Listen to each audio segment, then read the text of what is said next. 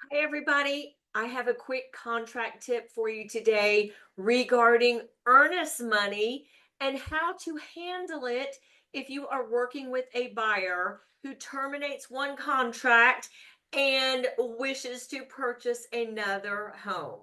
My name is Dana Sparks, broker of Maximum of Greater Atlanta. And as I mentioned, today's contract tip is on how to handle that transfer of earnest money between properties if the buyer wishes for the holder to hold those funds on a terminated contract. So when a buyer and a seller are under contract and the contract terminates, the buyer and seller must agree in writing who gets that earnest money upon termination. If they fail to agree in writing on what we lovingly refer to as a TNR, or termination and release, then there are many options that the holder has to disperse that earnest money. The most common one is what we call the 10-day letter, meaning the holder goes into the contract, interprets the contract, determines why it terminated. Did it terminate by an unexpired contingency? Did it terminate by default?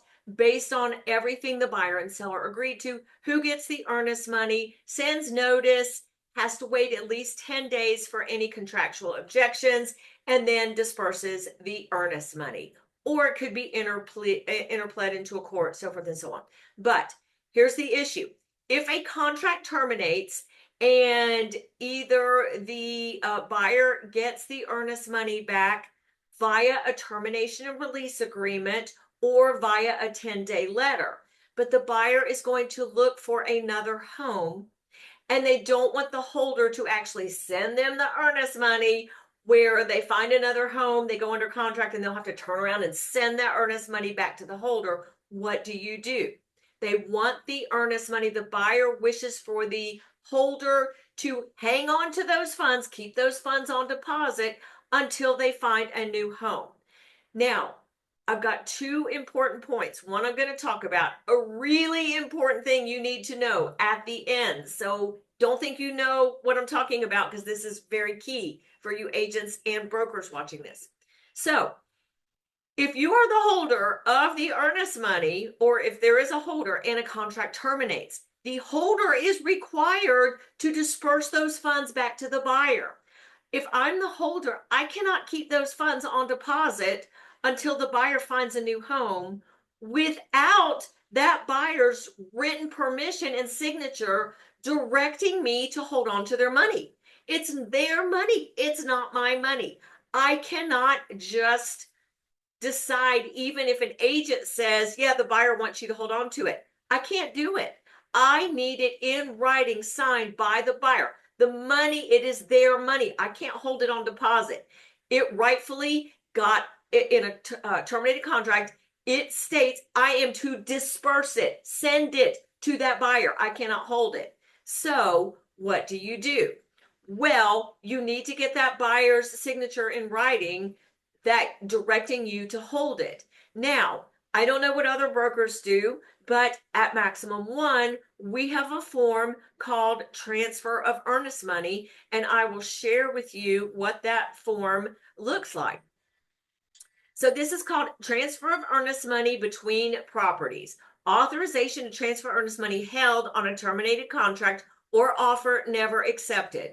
From, this is the property where the contract directed us to hold the earnest money. Property address, buyer's name, amount of earnest money. Then if that terminates and the buyer is entitled to that money back, again, either by a fully executed release agreement or after the end of the 10-day letter, not while it's being disputed. They cannot use it for another property at that point, but after that time frame, then you put the property that the buyer wishes to now attribute that earnest money for, and the buyer signs it. You need that buyer's signature to hold that earnest money or transfer it to another property. If you don't have another property picked out yet, you would just put property address to be determined. And you agents, when you're writing a contract on that and the holder, that form has been executed, the buyer has signed it, stating they want the holder to keep those funds on deposit. When you're writing contract number 2, under earnest money, you're going to fill out that the earnest money has already been paid to the holder as of the offer date. So you would fill out this option A because it is already on deposit. Now, this is a form if the holder is holding the earnest money on deposit for the buyer to find another property. And the holder is going to be the holder on contract number 2. So 2 important points. Number 1, again, if the release is in dispute and the holder has to do a 10-day letter, and the buyer finds property number 2 before the end of those 10 days or 11 days, really, can't use that earnest money. The buyer will have to put in another deposit of earnest money on contract number 2. Earnest money tied up in a 10-day letter in a dispute is tied up and cannot be used on behalf of the buyer for another property. That's important. But here's the second important factor. Third for this video, but I'm not going to do numbers anymore. If on contract number 2 for the buyer, it gets negotiated that the holder of the earnest money is not the same holder, but it would be a different holder, a different broker, or for example, a closing attorney, then you cannot simply do this transfer of earnest money and the holder, if maximum 1 is the holder on contract number 1 that gets terminated, fully executed termination release, buyer is entitled to that money back. Buyer signs that form for us to hold the money. Buyer goes under contract on property number 2. That gets negotiated that, let's just say, the closing attorney is the holder. We cannot just wire the earnest money to the closing attorney.